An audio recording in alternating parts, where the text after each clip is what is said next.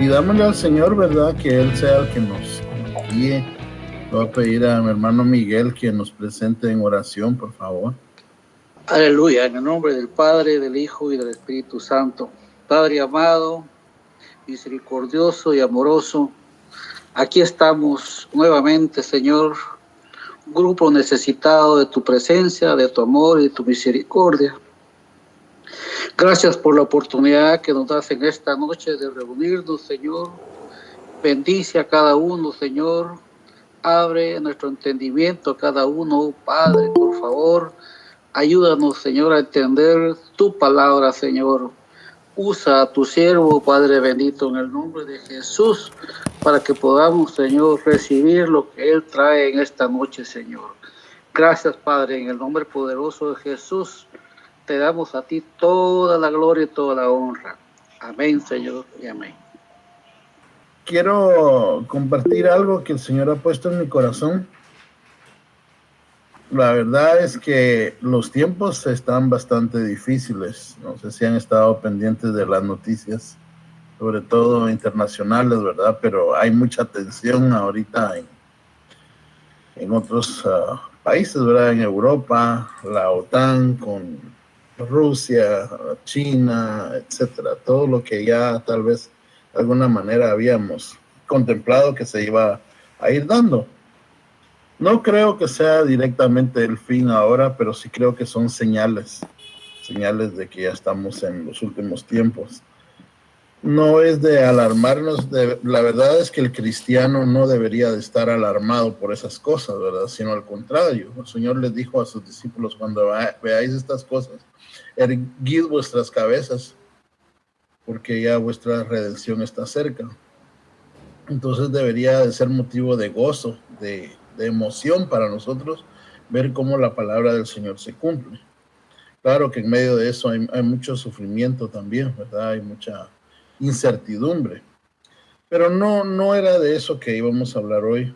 El tema es la restauración integral del cristiano. Y voy a tratar de ser breve porque quiero tocar algunos puntos que creo que sí son un poquito fuertes en el sentido que nos ponen a reflexionar y también como que nos sacuden un poco a nosotros, ¿verdad? Nos inquieta, hasta nos molesta, ¿verdad? Nos molesta cuando hablamos de esto porque pues nos toca la llaga, ¿verdad? Y una de las cosas que yo quisiera principalmente que pudiéramos examinar es nuestra vida, nuestra condición delante de Dios, todos nosotros. Porque cuando venimos al Señor Jesucristo, nosotros recibimos al Señor y en nuestro corazón nace un agradecimiento por haberle conocido, por entender que hay perdón de nuestros pecados, por entender que nuestra vida ha cambiado de rumbo y que vamos hacia la vida eterna. Pero en ese proceso, ¿verdad? Empezamos a sentir primero los ríos de agua viva que el Señor dijo cuando nos recién convertimos. Empezamos a hablarle a todo el mundo del Señor, a la gente nos maltrata, nos odia, nos dice cosas y nosotros contentos, felices, vamos a la iglesia, les hablamos del amor de Dios. Pero va pasando el tiempo y nos empezamos a volver un poco como egoístas, ¿verdad? Y empezamos a buscar qué es lo que Dios nos va a dar a nosotros, qué es lo que tiene para nosotros. Y claro que Dios tiene muchas cosas para nosotros, ¿verdad? Su palabra sobre todo, sus milagros, sus maravillas que todos las hemos experimentado. Pero la vida del cristiano no es esa su meta. La meta de nosotros no es convertirnos, saber que somos salvos, gozarnos y luego permanecer en un lugar sentados escuchando que hablan de la Biblia, que hablan de Dios y aparentemente cada día estamos siendo, entre comillas, restaurados, ¿verdad? Y nos empiezan a engañar haciéndonos creer que lo que estamos haciendo nos va a llevar realmente a la restauración total de nuestra vida, y eso no es así. Porque Dios, en primer lugar, no nos escogió a nosotros para estar solamente metidos en una congregación, cantando y alabando y escuchando a alguien que nos hable de la Biblia. Eso es parte de, yo no estoy en contra de eso, ¿verdad? Obviamente que no, porque aquí lo hacemos.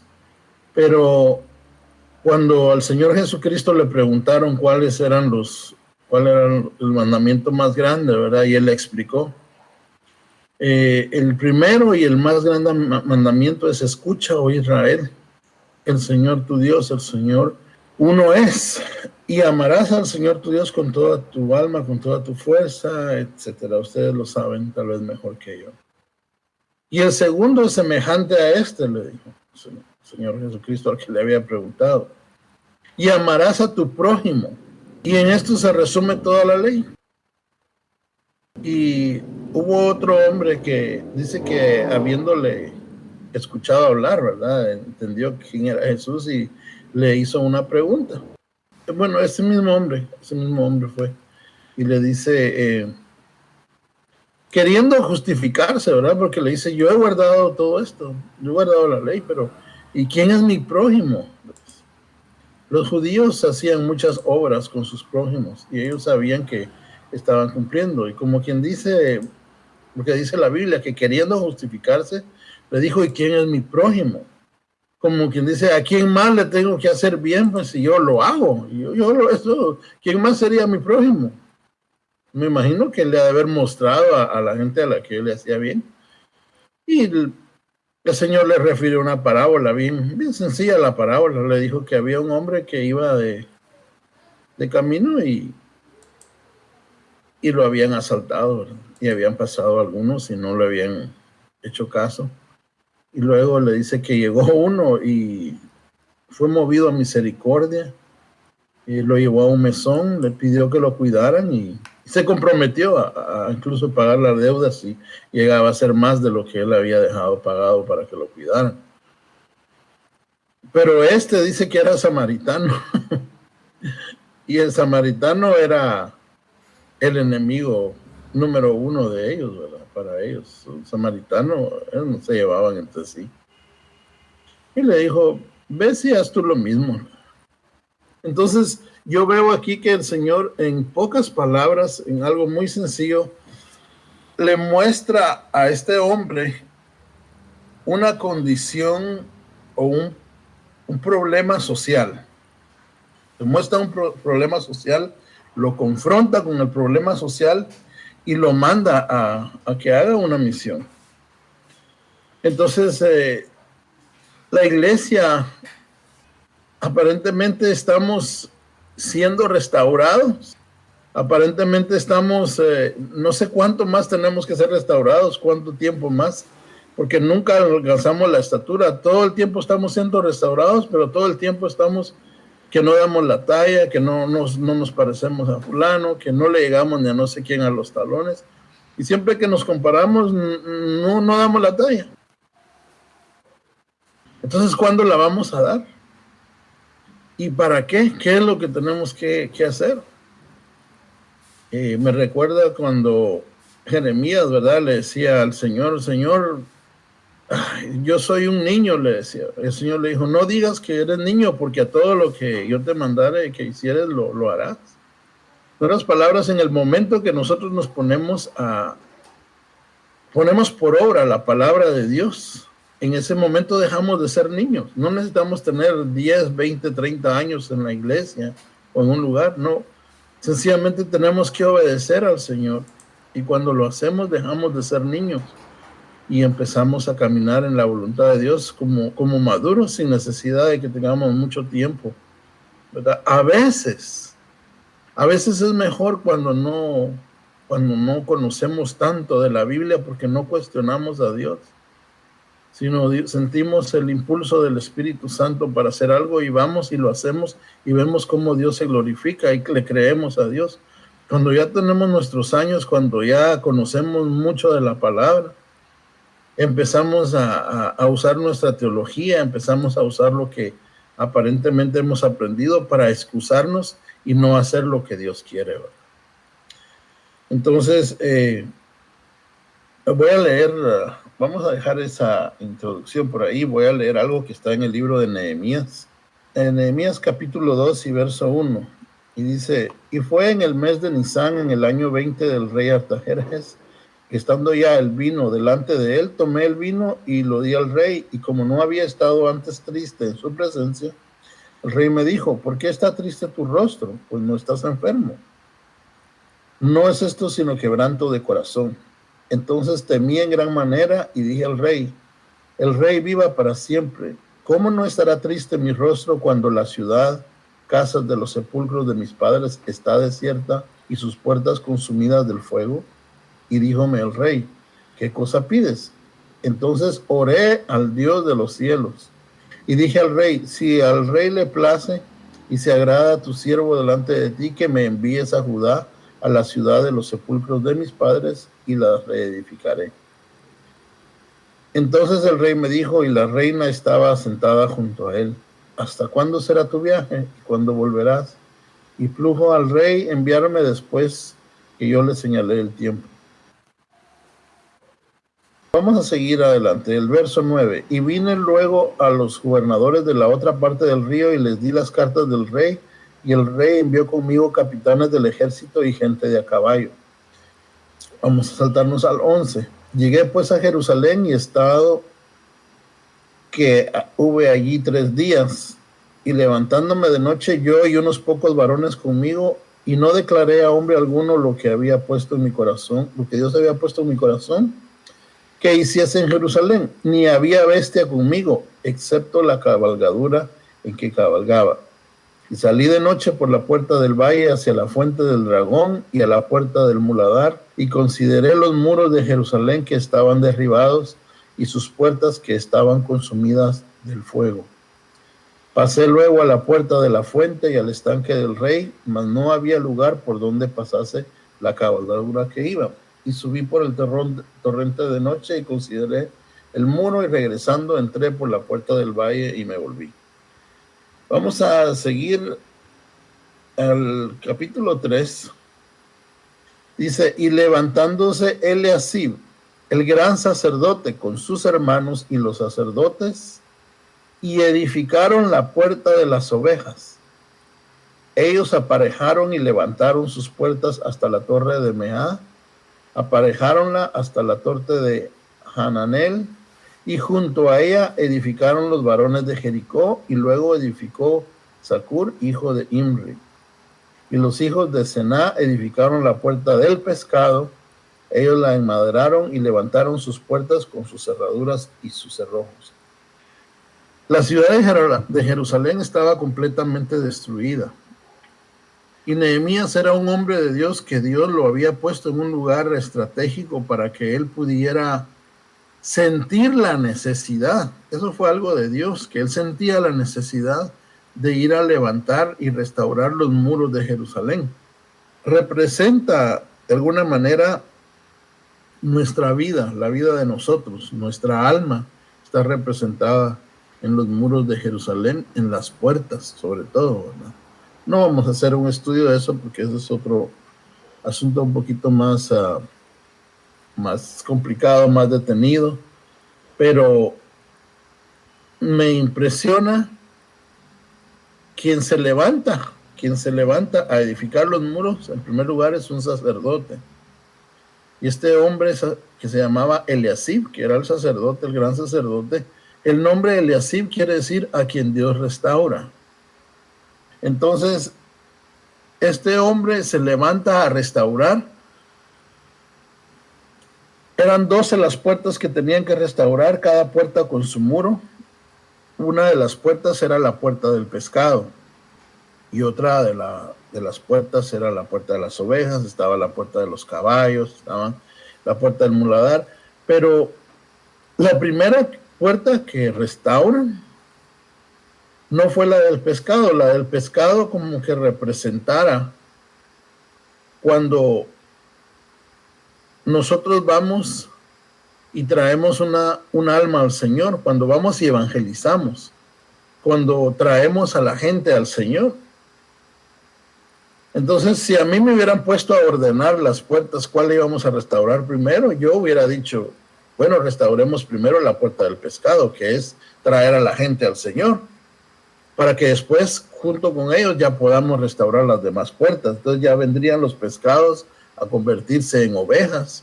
Pero no, la primera puerta que restauran es la puerta de las ovejas, porque no podían restaurar la puerta del pescado si no restauraban primero la puerta de las ovejas.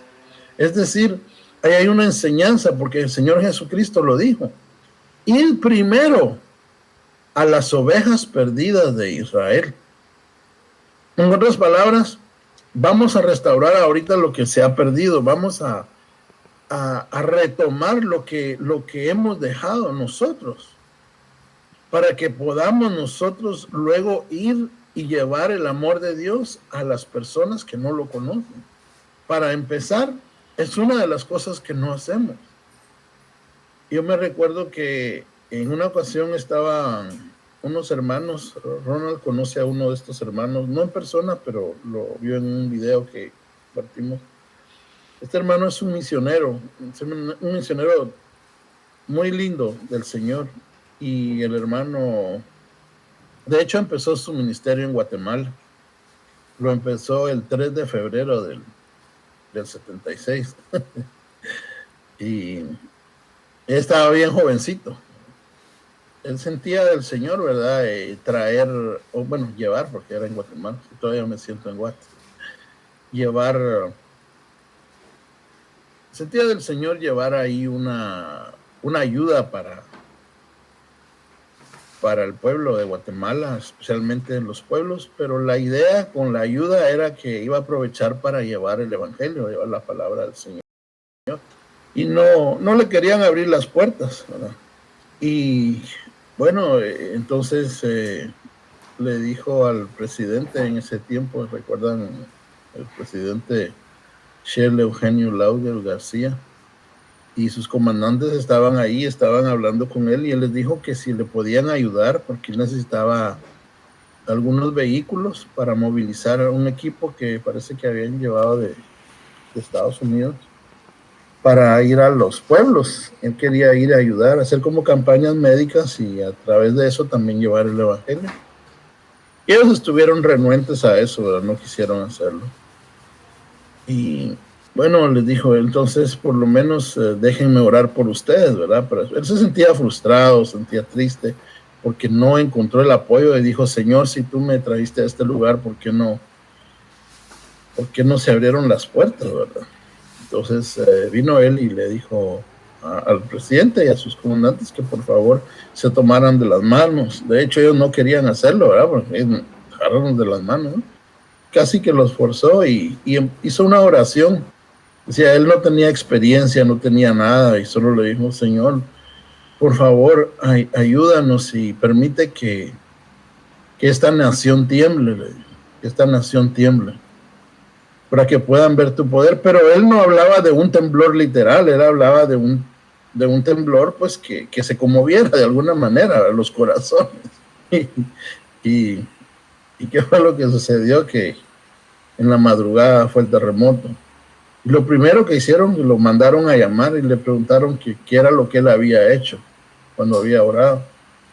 Y en medio de este caos, le dieron a él le pusieron a su disposición todos los vehículos de rescate y ayuda, que ahora sí iba a necesitar otra cosa, ¿verdad? No fue que la oración de él provocara un terremoto, no. Ya estaba en los planes de Dios lo que iba a suceder. Y a él lo estaba ubicando en un lugar estratégico para que él fuera a hacer la obra que Dios lo había mandado a hacer. Lo mismo que le pasó aquí a Nehemías. Lo mismo que le pasó a Esdras, a Eliasib. Pues este hermano en una ocasión estaban comiendo en un restaurante y la mesera lo trató bastante mal. Entonces todos los hermanos que estaban con él, ¿verdad? Ninguno quiso dejar una propina, ¿verdad? Entonces vino el hermano y le dejó una propina bastante generosa a la mesera. Y la mesera no se esperaba la propina, y cuando la vio, se le quedó viendo así como sorprendida, ¿verdad? Y le dijo él, ¿sabes qué? Tú no te mereces esa propina, pero te la vamos a dar porque te amamos, porque así es el amor de Dios. A pesar de que no lo merecemos, Él nos da su amor. Terminó con que esa mesera se convirtió al Señor. Y así esa es la vida que Él tiene, donde Él va, Él siempre comparte del amor de Dios y le enseña a los demás a hacerlo, ¿verdad? Y yo me pongo a pensar cómo nosotros desperdiciamos tantas oportunidades de hablarle a la gente del amor de Dios. ¿Qué es lo que nos da? ¿Nos da pena? ¿Nos da vergüenza? ¿Será que van a decir algo de nosotros? ¿Qué es? Yo me acuerdo que a veces yo llevaba mis cantos, ¿verdad? En el carro, y tenía la música del Señor que iba escuchando, y cuando iba a abrir la puerta le bajaba volumen o apagaba el radio para que no se escuchara, porque lo tenía un poco fuerte. Y luego miraba yo a los jóvenes que pasaban con ese su reggaetón, perreo, gateo, no sé ni qué más tiene, a todo volumen, y con qué orgullo abrían la puerta para que retumbaran las bocinas y todo el mundo lo escuchara. Y yo, avergonzándome y con pena de que vayan a escuchar que yo estoy alabando al Señor, dije yo, no más, cambié eso, un ejemplo. Pero así tantas formas que nosotros tenemos para llevar el evangelio del Señor a otros, y nos hemos quedado encerrados en estar en un culto tras culto tras culto, escuchando. Y como les digo, hermano, no es que esté malo, yo no estoy en contra de eso, no.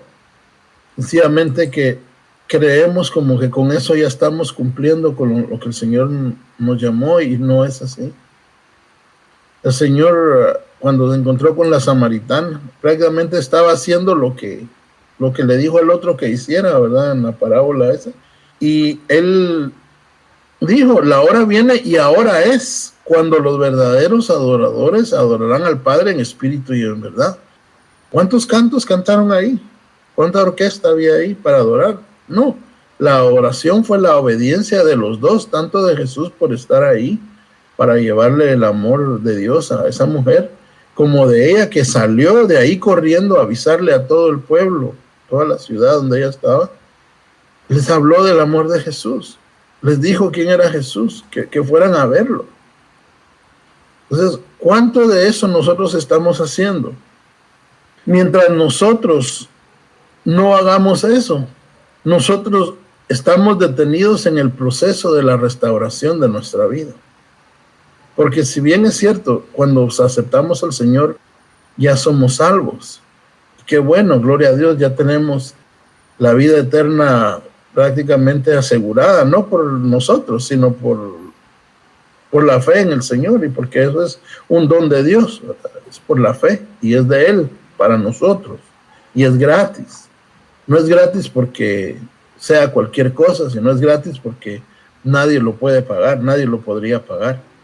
Entonces, ese amor de Dios nos hizo salvos, pero ahora ya nuestro espíritu está salvo, y nuestro cuerpo tenemos la garantía que vamos a resucitar, ya sea en un tiempo o en otro, pero vamos a resucitar para vida eterna con Él. Pero ahorita falta el poder tomar control de nuestra alma, poder tomar aquí en la tierra, que nuestra alma pueda ser rendida al Señor. Y para que eso suceda, tenemos que cumplir los mandamientos del Señor.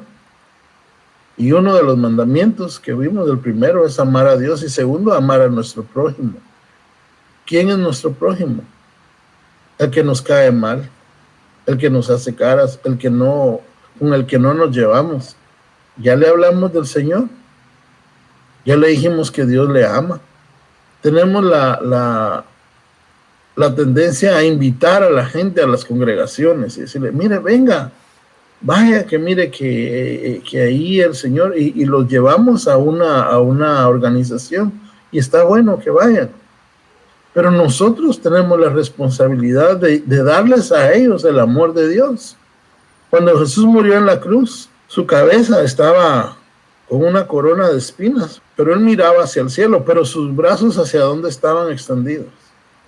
Estaban extendidos hacia sus lados, queriendo alcanzar al necesitado, y aún en su muerte, él logra alcanzar una vida todavía para que creyera en él. Y nosotros no hacemos eso. No salimos, no vamos a buscar al que necesita de Dios. Y quisiéramos ir con una unción para sanar enfermos, para que haya milagros. Bueno, tal vez se dé o tal vez no. No es garantía que Dios tenga que hacer un milagro. Pero el milagro más grande es que cuando nosotros podamos servir al prójimo y le ayudemos, esa persona pueda ver el amor de Dios en nosotros y pueda acercarse al Señor y pueda recibir al Señor en su corazón. Ese sería el milagro más grande porque, hermanos, miren, ¿qué les dijo el Señor a aquellos que de aquella parábola cuando llegaron? Que les van a decir, Señor, pero si en tu nombre echamos fuera demonios, en tu nombre hacíamos milagros. ¿Qué les va a decir el Señor? Nunca os conocí. Y aquellos que el Señor les dice, ¿verdad? Si yo estuve preso y no me visitaste, no les está diciendo, no me fuiste a hacer milagros, o no me fuiste a sanar, no me fuiste a echar fuera demonios, no. Me viste preso y no me visitaste. Me viste desnudo y no me cubriste. Me viste con hambre, no me diste de comer. Imagínense, Dios no está reclamando que no fueron a hacer grandes cosas. Una visita a un enfermo, un pan para el necesitado. Nos enseñaron, tal vez, ¿verdad?, muy mal algunas cosas.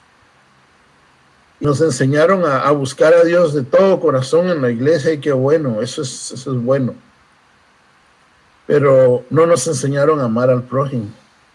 Nos enseñaron a amar al que iba a la iglesia junto con nosotros, al que servía con nosotros, al que mirábamos todos los días en la iglesia que estaba ahí. A ese sí nos enseñaron a amar. Pero una vez se va de la iglesia, saber quién es, ¿verdad?, ya no lo volvemos a ver. Recuerdo que en la iglesia donde yo iba antes, la iglesia del Calvario, cuando una persona dejaba de llegar a la iglesia, se congregaban un día especial y iban a la casa de esa persona a buscarla. ¿Por qué no había llegado? Si estaba bien, si le faltaba algo. Le llevaban víveres, les llevaban cualquier cosa a ver si necesitaban. Y había gente que se ponía a llorar y decía, hermanos, yo pensé que ustedes no se daban cuenta que yo llegaba. Y solo el hecho de saber que hacía falta en la iglesia, los regresaba. Y ahí permanecieron fieles. Gente que ahora sirven al Señor. Yo no sé si alguno de ustedes experimentó alguna vez eso en su vida. Yo no lo experimenté para mí, pero sí yo vi cómo lo hacían con otras personas. Y eso me impactó, el amor de Dios que había en los hermanos. Eso ahora yo no lo veo en ningún lugar, ¿verdad? Y es tal vez una de las cosas que yo quisiera, ¿verdad?, dejarles en su corazón a cada uno. No tenemos que organizar un departamento en una congregación que se haga cargo de eso. Nosotros podemos hacerlo individualmente, si Dios nos va a pedir cuentas de eso. Yo dejé muchos hermanos allá en Guatemala que los recuerdo con mucho cariño, y cuando los voy a buscar, yo tocaba en la iglesia, tocaba la música, yo dirigía y estuve a cargo del grupo de alabanza un tiempo, y la gente me miraba ahí en el altar, pero nadie me recuerda porque yo tocaba o porque yo dirigía. No me recuerdan por eso. Me recuerdan por cosas que yo ni me recordaba, y cuando me recuerdan, hermano, ¿se recuerda que usted vino una vez a orar por mí, que yo estaba enfermo ahí en la casa? Me decían. Yo no me recordaba, pero eso es lo que recuerda a la gente. Eso es lo que le impacta a la gente. Que Dios haga un milagro, eso ya es de Dios. Si Él quiere hacerlo, lo va a hacer, y si no quiere, tampoco. Pero nuestra labor es ir a alcanzar ir primero a las ovejas perdidas de Israel. Y es bien fácil hablarle a un cristiano del Señor, a uno que no conoce del Señor, uno que está perdido en drogas. Pero qué difícil es ir a hablarle a un hermano que tal vez está dolido, que está en contra tal vez del ministerio. Pero ese es nuestro deber. Y no es regresarlo a una iglesia, es regresarlo al Señor. Entonces yo sé que todos nosotros conocemos a gente que necesita. Hay hospitales. Ahorita con el COVID pues no es tan fácil, ¿verdad? Hacer esa labor como lo era antes. Pero va a llegar el momento que lo vamos a poder hacer. Ir a la cárcel. Yo tocaba la guitarra desde que tenía 8 años. Yo no sabía ni qué era el evangelio, pero con tal de andar ahí para arriba y para abajo con los hermanos, me iba con ellos. Y un hermano llevaba una guitarra eléctrica y un amplificador, pero nunca encontraba quién iba a tocar a la cárcel con él. Y yo contento, porque como nadie quería ir a la cárcel, a mí me daban la oportunidad. Entonces yo iba y no me querían dejar entrar. Y decían, pero es que él es el guitarrista. Pero me dejaban entrar y yo tocaba. Yo feliz, ¿verdad? Porque estaba tocando. Ni cristiano era todavía. Pero me recuerdo de ese amor, de esa gente que iba. A veces los escupían, a veces los maltrataban, a veces les ofrecían que los iban a matar, un montón de cosas. A ellos no les importaba. Ellos andaban predicando y llevando el amor de Dios a los demás en los hospitales. Y no es regaño, yo los veo como muy, muy serios. Yo no los estoy regañando, sino los estoy animando, hermanos, porque al final de cuentas podemos tal vez hasta identificar quién va a ser el anticristo, podemos identificar quién va a ser el falso profeta, y eso no nos serviría de nada si no llevamos el amor de Dios a la gente que lo necesita. Y esa es parte de ser nosotros restaurados en nuestro ser. Esa es la lucha que hay en nuestra alma, porque para eso necesitamos vencer muchas áreas que hay en nuestra alma todavía. Hay prejuicios, hay miedo. Y eso, con esto voy a terminar. Les voy a leer una parte que me impresionó bastante. Ahí siempre en Nehemías 3, en el verso 4 dice: y junto a ellos restauró Meremot, hijo de Urías, hijo de Cos, y al lado de ellos restauró Mesulam, hijo de Berequías, hijo de Mesesabel. Junto a ellos restauró Sadoc, hijo de Baana, e inmediato a ellos restauraron los tecoitas, mas sus grandes no prestaron su servicio a la obra del Señor. Eso me impactó mucho. Los grandes no prestaron su servicio a la obra del Señor. No quisieron doblegar, los orgullosos. ¿Quiénes serán los grandes de hoy? No nos vamos a poder poner a señalarlos. Pero cada quien sabe quiénes son los grandes de hoy. No están haciendo la obra de Dios, porque la obra de Dios no es solamente desde un púlpito. La obra de Dios hay que bajar y hay que ir. El Señor, hermanos, si el Señor dejó toda su gloria por venir a hacerse como uno de nosotros, ¿quiénes somos nosotros para no bajar, para no descender a nuestros hermanos? Lo que hizo Moisés, descendió a sus hermanos. Dice que por poco menospreció las cortes de Egipto, las cortes del faraón, por ir a servir al Señor. Porque él entendió que sus primeros 40 años, él creía que era alguien. Los siguientes 40 años solo le sirvieron para darse cuenta que él no era nadie. Y los otros 40 años le sirvieron para darse cuenta lo que Dios hace con un don nadie.